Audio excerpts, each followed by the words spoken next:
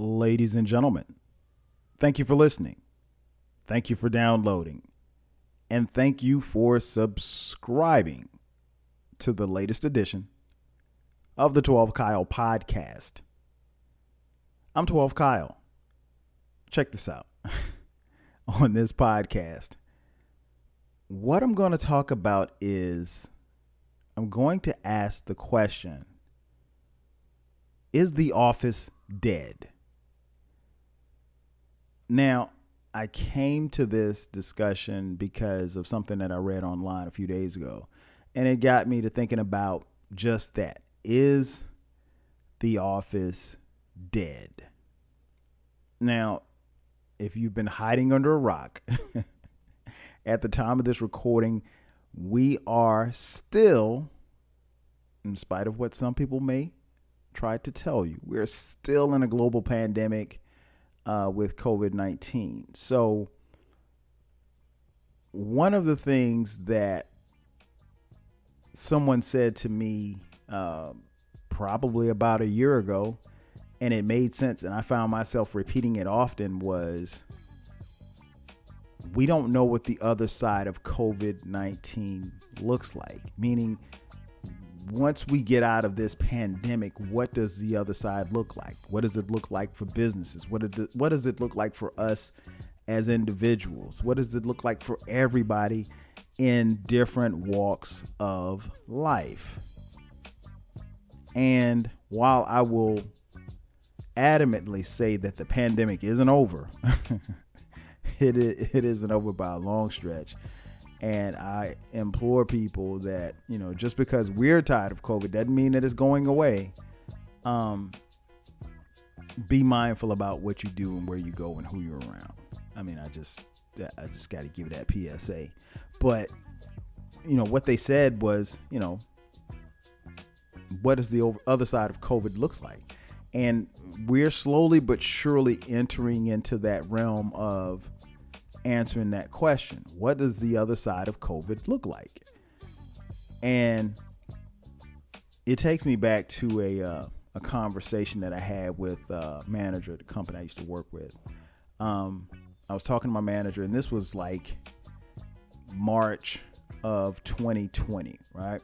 And we were just preparing. I mean, this is when COVID cases were popping up all across the country. I think at that particular time, like the New York City area was a hot spot.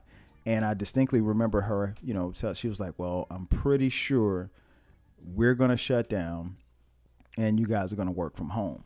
And I was like, okay. I was like, so, which was cool. We had computers and the whole nine. So working from home, wasn't a big thing. I had worked from home, with a previous job before, actually two previous jobs. So it wasn't like it was something new to me. Working from home is cool. It wasn't, no big deal. The company that I was with at the time, they were trying to make it a big deal. They were just like, oh, just make sure that you get your work done. And, because so much of what we do is secured, you make sure that any documentation that you have, on computers or what have you, that is locked away and blah, blah, blah, blah, blah, is top secret, social security numbers and whatever. Anyway, but I distinctly remember her in that conversation telling me one of the things that stood out was she said, I don't think we'll be back in the office until COVID is gone. And I was like, whoa. Say what? And she was like, yeah. She's like, based on the information that I'm hearing from the higher ups, I don't think we'll be back in the office until COVID is gone. Now, again, that was March of 2020. At that particular time, we had no idea of what was about to happen. And honestly, most of us probably didn't think COVID would last and be as devastating as it is and has been over this for the better part of the, this year or what have you. But yeah, she told me straight up, she didn't think we'd be back in the office. So, I was cool on the idea of, working from home. I was particularly fed up with that company. So I was in the process of looking for a job anyway. So that would make it that much easier for me to look for a job, because now I don't have to necessarily, you don't have to see me when I'm, dipping out for interviews or whatever the case may be. But that's beside the point. Anyway, so after reading this article, a couple of things popped up and I wanted to kind of address them on here. Obviously with COVID changing the way that we did everything, businesses now have to ask themselves, how should we get employees back into the office? Now, I'll be honest, I don't have a great answer for that, because, depending on the line of work that you're in, I mean, granted, if you work for the sanitation department, if you're out picking up trash, I mean, you not working from home. But, if you have I'm just kind of speaking to those of us who have a office job, or a job where you're working in a particular office with people. I don't have a great answer for how they do it. I know it is a very, very slippery slope. And the reason being is that, and I heard this on the news and it's worth repeating, right now, more than any other time in the history of this country, the American worker has options. And they do. And so now you see a lot of businesses and offices opening back up, and they can't find people to come and work these jobs. And it's because people have options. And they're like, no, I'm not going to do that. Or I don't want to do this. Or I'm doing this, I'm not doing that. In the article, it mentioned about this one lady who, she lived in Metro Atlanta. The company she was working for, they told her, like, look, you gotta, we got until this particular, I think the date was like June 1st. It was like June 1st, we want everybody back in the office, blah, blah, blah, blah, blah. These are our protocols. And, she, because of COVID, did not feel comfortable enough, because she's a caretaker for her mother who is elderly. She did not feel comfortable enough, even with a mask on, coming back into the office. And so June 1st was her date. And in the article, it mentioned she did everything she could. She talked with her employers, and they, that while they were sympathetic, they were like, look, June 1st, we need your ass in that seat. And she subsequently showed up June 1st with a letter of resignation. Yep. While they were preparing for her to come back, she was preparing not to come back. And not only did she resign, but she took a job with a company based in Washington, D.C. Nope, she's not moving. They're allowing her to work from home. Options. So I said that to say this, and it goes back to what they said on the news. The American worker now has options. I mean, like, there were a lot of people who, when there was the unemployment benefit, as well as like some other benefits that were kicking in, in different fields, like let's say the restaurant industry, why go to work possibly exposing yourself to a disease that could kill you, and you could make, I don't know, what was the numbers? I think it was like 3,000 or something, 3,000 a month or 3,500 a month, something like that. So, that's probably more, and it's probably the opportunity cost of going into McDonald's or going in to work at Old Navy. It just wasn't worth it. No, I'll sit and chill and get unemployment, as well as these other benefits that the government is giving me, as opposed to, coming back to work. Now, granted, those aren't office jobs, but you get my point. Like I said, the American worker now has more options, and they have a lot of situations like that. And, if you've given people the opportunity for the better part of this previous year to work from home, And then all of a sudden you're saying, hey, come on back into the office. There are going to be some people that's going to meet that with a level of skepticism. And quite frankly, there'll be some that be like, hell no, I'm not coming.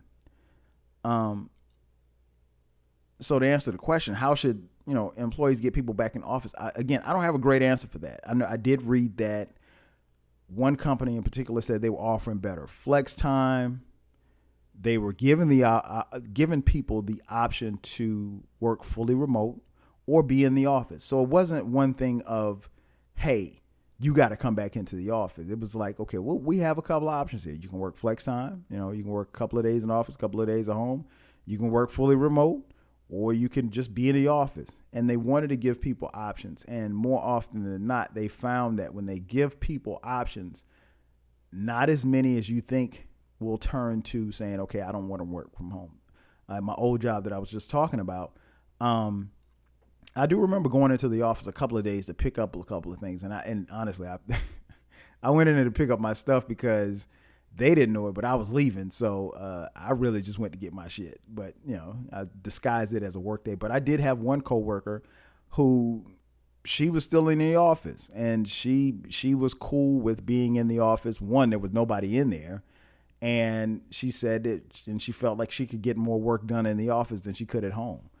She said she had kids, and the kids were aggravating being, on Zoom school or whatever. And it was just easier for her to get her job done being in the office. And, anybody who works in an office, I can attest, you get a lot more done when there's less people around. At least I do. But yeah, so some companies are offering that. I did read a couple of interesting quotes. One quote came from a CEO at Barclays, and he said that, quote, working from home is working as well as it is, but I don't think it's sustainable, close quote. And then another CEO from JP Morgan said, quote, the employee's ability to focus is fraying when they're working from home. It is hard. It takes a lot of inner strength and sustainability every single day to continue to focus and to not have the energy you need to get from being around other people. Close quote. I don't know about that. I mean, because, yeah, you do get energy from other people, but, sometimes that energy is negative. And we don't need any more negative energy, right? So that leads me to the next question. How productive can you be when you work from home? It really depends on who you're speaking with. Like for me, like I said earlier, I worked from home before, so it was really no big thing. I enjoyed it. I'm not really one of those people who, I work in silence as far as, I have something in my ear, or I have music on, or a podcast, or whatever the case may be, but I'm not, like, I never turn my TV on. And it's not just because I don't want to see the TV, but obviously there's nothing on TV. There's absolutely nothing on TV during the day, but like, yeah, even before when I work from home, I never turn my TV on. So people assume that, oh yeah, if you work from home, you're going to be in your pajamas watching Price is Right and Young and the Restless. Nonsense. Now, no shade to those of you who do, because I'm pretty sure there's a few of you who do. I can't concentrate like that. I just can't. And my job requires me to concentrate because one decimal point could mess up a whole bunch of stuff if I put it in the wrong place, right? So how productive can people be when they work from home? I guess it really just depends. For the people who have been working from home for the better part of this, COVID time, from what I can tell and from the conversations that I've had with people, they've been very productive. The numbers across the board suggest that, there hasn't been a fall off. Even with my old company, we left the office in March, and then I resigned and left the company at the end of June. But I did find out across the board, like the percentage of the production was like through the roof. So people were getting their work done working from home. It wasn't like they were just sitting on their ass just chilling. So yeah, I think people can be. I think for the most part, most of us are professional. We know what it is that we have to get done. We know what it is we can get done. And we have a general idea as to how much time it'll take to get the job done, and we get it done. So like I said, just on a personal note, I left that company and I'm with my current company, and my current company is based out of Dallas. So I work from home anyway. So my productivity and everything was going to be up because one, it was a great opportunity to get this job that I got, making more money, whatever the case may be, on down the line, all of the benefits, the whole nine. But, it worked for me. So there really wasn't a lot of there was the transition from going from one company to the next. But I think people in general, especially considering the circumstances, I think productivity wise, I think they can succeed. I think it'll be a situation where, the numbers will suggest what they suggest. And I think companies will see that, yeah, you can work from home and still be productive. Now, the next part of this podcast is very interesting. The question is, obviously, with the COVID vaccines, the vax versus the unvaxxed, if you will. Companies are going to have, there's a very, very tight rope that they have to walk, because, and let's just use my scenario. Let's say I am leaving my current company for another company, and let's say I'm going into an office. By law, they cannot ask me if I've been vaccinated. They can't even ask the people who have been working from home that they're bringing back into the office. They can't ask them if they've been vaccinated. Now, I think if you're being interviewed, there's probably a subtle way that you can throw that into the conversation just to let them know, like, hey, I've been vaxxed. So me being in the office, I'm not tripping. But what happens when you have someone who is vaccinated or unvaccinated for that matter, and they're opposed to working in an office, but they want to come to your company? How do you handle that? How do you handle bringing folks back into the office and not really knowing who's vaccinated and not vaccinated? I mean, for me, I don't mind going to the mall and putting a mask on as I walk around the mall. That's cool. However, I could not envision myself, and it's probably because I haven't had to, but I can't envision myself going to an office and sitting in an office doing my job for 8 hours with a mask on. And I've been vaccinated, right? And that's not to say that I wouldn't. I mean, because I'm here for the check, right? So if you cutting the check, I'm gonna do what I got to do, right? But that's not what I would want to do. And I can only think back to if I were still with the company that I was with last year, going into an office, getting on the elevator, riding to the 8th floor.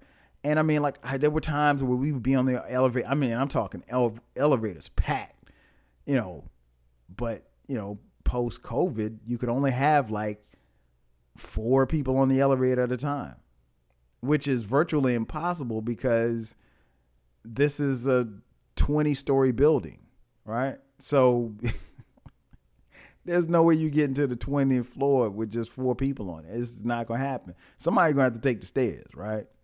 So imagining waiting until the elevator, is somebody. I mean, there would never be a time where there's not anybody on the elevator. Prior to COVID, the elevator could be packed. It might not be packed. There might not be anybody on it. It's just, I couldn't see that happening, or trying to figure out how I would navigate through that. But yeah, it's a very tight rope that they're going to have to toe, because no, you can't ask someone if they're vaccinated. You can't, at the most, I think offices can say, well, hey, we're bringing people back in, you know, and I don't even know how you handle the mask situation, because if a mask is not mandatory in anything other than a federal building, you know, does it have to be mandatory for your office? I don't have a great answer for that. Maybe somebody who's listening can tell me, who's working back in their office, how they're actually doing that. But, me just sitting at my desk, with a mask on, I couldn't do it. I mean, I'm not gonna say I couldn't do it. I wouldn't want to do it. I'll just put it like that. The one thing I can say that has been quite obvious, and I thought about it, even thinking back to my old company, that has not happened to me for the better part of the last 2 years. I haven't been sick. And what I mean by sick, I don't mean like COVID sick. I mean, like, I haven't had a cold. You normally get colds and, stuff like that from whom? Your coworkers, right? And I remember being in the office and, people just coughing. And it's funny because COVID-19 got here according to, scientists or whatever, got to the United States in, January of 2020.